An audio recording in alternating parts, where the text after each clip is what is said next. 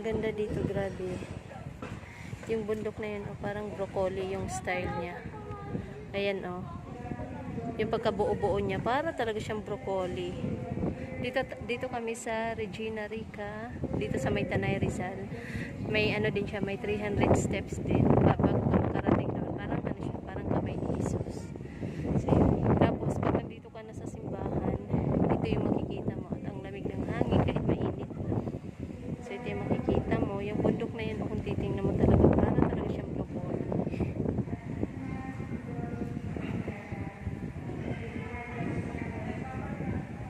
Ganda. Ayan. AM. Ayan.